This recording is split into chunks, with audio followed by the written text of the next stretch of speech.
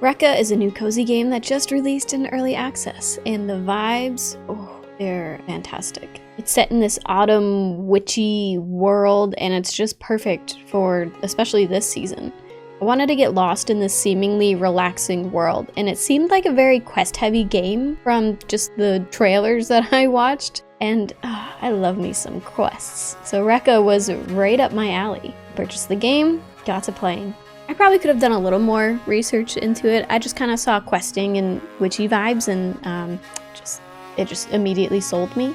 Just look how pretty this world is. Oh, the vibes, immaculate. So I was excited to get into the game, get some questing done. I started looking around for what to do first. At the beginning, the NPCs do a really good job at leading you in the right direction. There are some movement tutorials to show you how to get around, and then the story begins. As you run around the tiny village, there are more NPCs that need your help. This girl lost a goat, and you gotta go find it. This dude being attacked by crows because he forgot to pay the witch after she helped him with whatever he needed help with, I forget at this point. But the main idea here is finding out that all these people are deathly afraid, or at least most of them, are deathly afraid of the old woman in the woods. And that's pretty much all they say. The NPC dialogue, it's very one-sided, but I assumed this was just to make sure you didn't miss the story. It's the beginning, maybe you talked to one NPC, did their one quest. Obviously they all have to tell you that there's this old lady in the woods that is creeping everyone out. This isn't a game where it's required to finish all the side quests, obviously. You just have to do the main quest. But I hate missing stuff, so I spent time talking to everyone, and as a result got the same information over and over again. This is also when I realized that everyone kind of just looks the same. They aren't drastically different facially or hair-wise, so I was getting incredibly confused with who was who. I couldn't remember which person needed the goat, which dude was the crow guy. I mean, the crows flying around his head kind of give that away a little bit. But this could have just been a me thing. I did try to stay on the path and do one section at a time, but I kind of kept getting turned around. And I'm pretty sure I missed a couple things, which is weird because there's like 5 NPCs in this one area. But after spending way too much time trying to find a goat near a well, it was just on a random farm that I kind of just happened across, I was pretty ready to move on with the story, which meant going to meet the witch in the woods. This was actually a really cool quest line. I enjoyed the witch, her vibes, everything about her. We did a whole seance and turned a chicken into a headless moving house. It was a process. But this is a very unique way of moving around the world. We took our chicken vehicle to the next place to do more quests. I forgot the story reason for why we're traveling around. I think it's just to help people, which if that's what this witch does, then why is everyone afraid of her? Maybe it's just old school, the witch, oh no, she can do things that we can't do, scary. All I know is that there's questing, and now I can decorate a chicken house. And what else could I want in a game, right? But this is where stuff kind of started going wrong for me. Again, this all could just be a me thing. Maybe I wasn't clicking with the game well enough. But I got lost frequently. I went around trying to pick up as many quests as I could with the intention of just completing a bunch of side quests at once as I explored the place. Which on the map it seems small, but this little patch of world is huge. You can run for seemingly miles, which I was very happy with at first. I wanted a huge area to explore, until I started getting lost again, and then I was less happy with it. There is a compass at the top of your screen and a map where you can tag locations, but this is early access and it doesn't always work.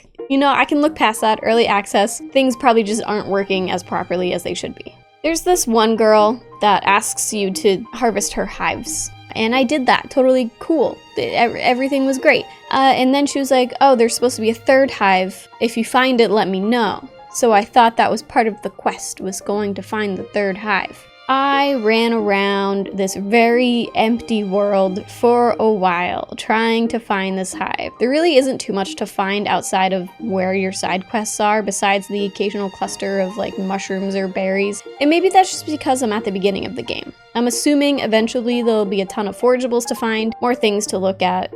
I'll pass that off as like this is just the first world and is what it is. Speaking of forageables, there's a really cool cooking mechanic in REKA. But the game doesn't give you the recipes. So you have a lot of trial and error to see what you can create. And I was actually enjoying how many different dishes that you could actually craft. There's gotta be dozens of meals that you can make right now with like the 5 ingredients that we have, which is amazing. I kind of stopped questing and just started making meals to see what I could craft, which made me want to go out and find more forageables. But again, big area with not much to do means that you get lost pretty often. I eventually decided to stop exploring and just work with the side quests that I had. However, turning in the quests became difficult because I had so many side quests active, I couldn't remember who gave me what, where I had to turn the quest into, which NPC I was talking to. So I ended up just meandering around talking to everyone I saw for a second and third time, trying to figure out where I was supposed to go. The map is really good at telling you where to go to do the quest, but not who to talk to turn it in. Like, it doesn't switch icons on the map. And as a result, I had to explore more. And exploring in this game, it just doesn't feel as intuitive as I think the devs wanted to get it across.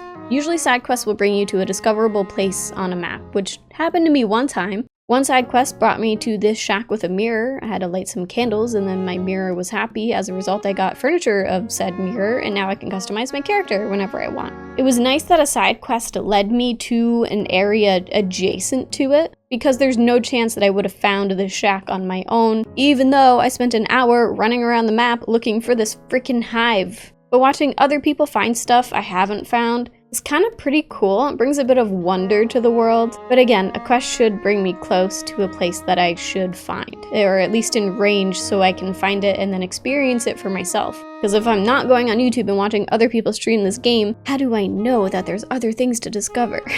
There are little treasure chests around that give you furniture and some clothing and stuff, which is nice. At least there's something more than just forageables that you don't need, but it wasn't enough. Some of these side quests are pretty fun though. Sometimes you get a choice as to whether or not to help an NPC. They'll ask you for something nice like a protection charm, or other times they'll want you to poison someone and then you have to decide how you want to be perceived. In the game state right now, it's unclear if there's any consequence to choosing the unsavory option or if denying the task from the NPC reduces any kind of reputation that you have. I said no to poisoning the villager. I probably should have said yes. That would have been a fun quest to do. But right now, I'm assuming there's no reputation since REKA is still very much in early access. But it would be cool if something like this was considered for the future, if we're already going to have the option to be a menace or not. The movement in this game, it's a little slow, which I can look past. It might be part of the vibes, you know, just to like look around, experience the world. But because of this, the chicken, which is essentially our fast travel vehicle, he meanders. I'm afraid to venture too far into the map with this thing because it takes so long to get back to the edge, which is how you get out and go to another area. This is just me nitpicking at something at this point, but if the movement was a little faster, I'd be more apt to continue playing. Maybe exploring wouldn't be as exhausting. It did give me a second to look at chat and talk to them while streaming though, so not all that bad. Also, side note, my laptop couldn't handle this game very well, so if you have a potato PC, you're gonna come across some graphics and performance problems, but it still looked nice, so. Alright, streamer's perspective. There's a lot of dialogue, like too much dialogue. It was a lot of reading. But for once, I don't think this was a me problem. I think the problem was that there was just a lot of useless dialogue. I kind of talked about this already, but a lot of the text from the NPCs is repetitive. I'm haunted after New Horizons with pointless dialogue. It's a sore spot for sure. But I was struggling to get any sort of story or lore or purpose from these NPCs besides just doing their quests, which are cute. I do enjoy the quests. That's what this game is revolving around. But I don't enjoy talking to the villagers around the town who basically have nothing to say. Speaking of NPCs, I don't know if this is just an early access thing, but some of the villagers, even between the towns, are basically identical. I was so confused when I saw this lady next to a cabinet in 2 different places. She could just be a placeholder. This whole house looks exactly the same, but if every new area is going to have identical NPCs, well, that wouldn't be very fun and wouldn't feel like I'm traveling to a new place. It would just feel like the same town over and over again.